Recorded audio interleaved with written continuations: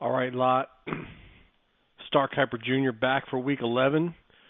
Last week really didn't clear anything up as far as the playoff picture goes. We still got 6 teams competing for 4 spots. Mathematically, the 2 second-place teams are still alive for the division leads, but that's looking pretty scarce too. But last week I went 3-2. 29-21 on the year. We're hanging in around 58%. Not too bad, but we need to go on a little run here to end the year. So let's get right into the games. We got Mama at Hooley, the Mish Bowl.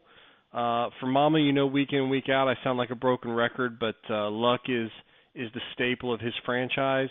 Graham is definitely back to the old Jimmy Graham. He's healthy. Breeze is looking for him, and he's getting a lot of targets, a lot of catches, a lot of touchdowns.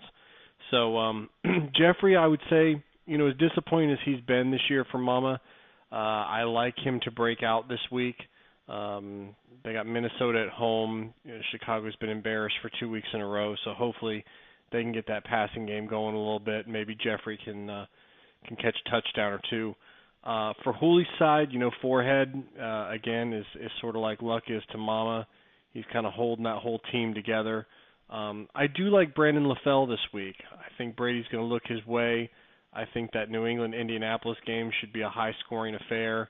Luck's obviously going to put up a bunch of points, so I think Brady's going to have to get his wideouts involved and get a lot of points on the board as well. So LaFell's a good play. The 2 running backs should get a good amount of volume, C.J. Anderson and Jeremy Hill. I don't know what to make of Monte Ball coming back to Denver, but C.J. Anderson definitely looked the part last week in Denver's win. So I think if nothing else, those two running backs should get decent volume, and that should lead to some points.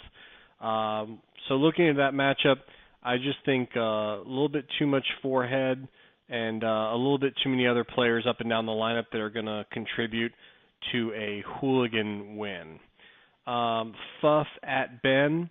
Fuff's got a lot of dinged players, see a lot of red crosses in that lineup. He's got 2 Thursday night starts going. And this week, more than any other Thursday night, I think is going to be just a complete stinker. I mean, Buffalo and Miami definitely have the potential to be inept offensively, throw in a short week and little time to prepare, and I think that's going to be definitely the case in this game. 2 inept offenses trading punts the entire night. So it kind of bothers me that Fuff's got 2 players in that game, but does have Rodgers. And we see how explosive he can be. That offense is humming right now. I know it was the Bears last week in that horrible secondary, but he's got total command of that offense. He's chucking it all over the place and putting up a lot of points. So I think, again, against Philadelphia at home this week, I think he's going to be big. On Ben's side, I don't like Stanton at quarterback for Arizona. I think he's got happy feet going against a Detroit front 4 that's going to get a lot of pressure on him without the need to blitz. I just don't know if he's going to be making that many good decisions. I think he's actually going to be running for his life for the majority of the game. The running backs and receivers are kind of up and down. Moderate production for the running backs. You look at Forte and Bell. Forte's just been a disappointment all year. Great skill guy. Seems to be in a system that would benefit him. But we all know that the Bears' offense has just disappointed greatly. So it's hard for me to get excited about Matt Forte anymore until he actually puts up the numbers. And then Le'Veon Bell as well. It looks like Pittsburgh's philosophy is shifting a little bit. They're throwing the ball a lot more. I know he can get involved in the screen game, but he really hasn't been producing in the run game like he was earlier in the season. So, again, it's hard for me to get psyched up about what he can do production-wise. But on the good side for Ben, Megatron and Gronkowski, I look for both those guys to be heavily involved in their offenses this weekend, so that should help bolster his production a little bit. It's tough looking at some of Fuff's inadequacies this week as far as the hurt players and the Thursday night games, but I love Rodgers, and I think he's got a couple other sneaky matchups that might come through for him. And I just can't trust Ben from week to week. You never know which team's going to show up. So I'm picking Fuff to win this one. Kitty at Star. Right now, Kitty's just got too many lineup question marks for me to even judge what she's going to do from a team standpoint. You know, she's missing a kicker. She's missing a couple of wide receivers. One of them could potentially be a flex player. So I don't know what's going on with her lineup, so I'm not really going to address what she's got going on this week. For Star, he's got to be kind of excited. He gets his number two running backs back from a combined 13-week hiatus. Ryan Matthews has been out for 9 weeks, and Rashad Jennings has been out for 4 weeks. So obviously his lineup gets back to full strength this week with his full complement of running backs.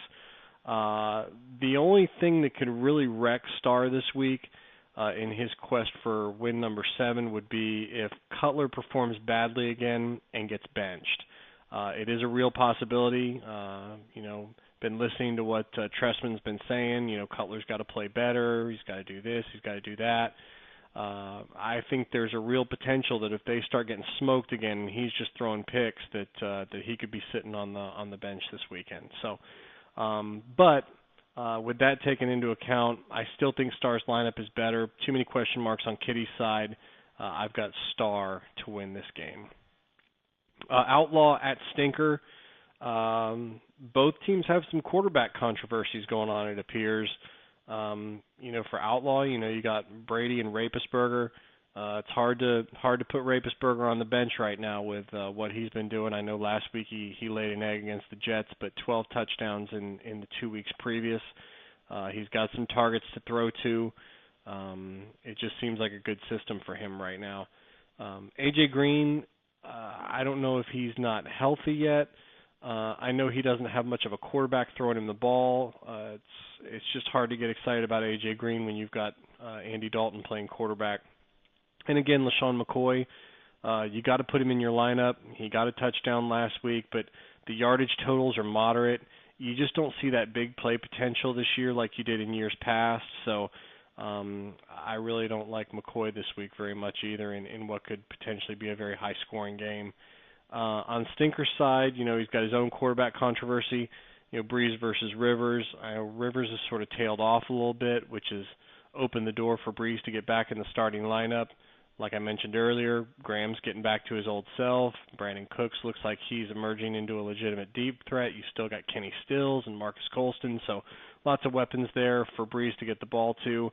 For Stinker, no DeMarco Murray, no worries. He just goes out and plugs in Frank Gore and plugs in Evans at the wide receiver spot. I mean, that lineup is stacked when there's no bye weeks, and they've got good depth so that they can get some people in.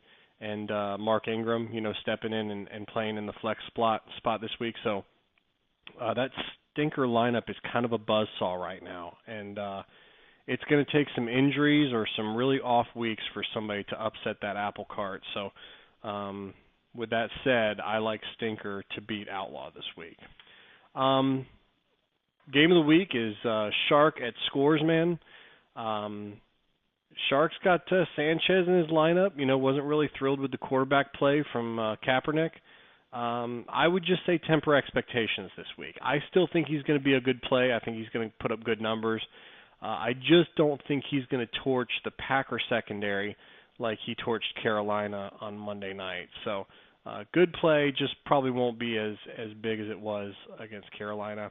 And other than that, Nelson, Thomas, and Bradshaw, he's back at full strength with all the guys coming back from their bye weeks this week. I think they're all going to put up good points. If Arian Foster doesn't go, he's got Blue sitting on the bench that can step in and run against Cleveland there this week. So definitely looking strong as a full unit with all of his weapons back.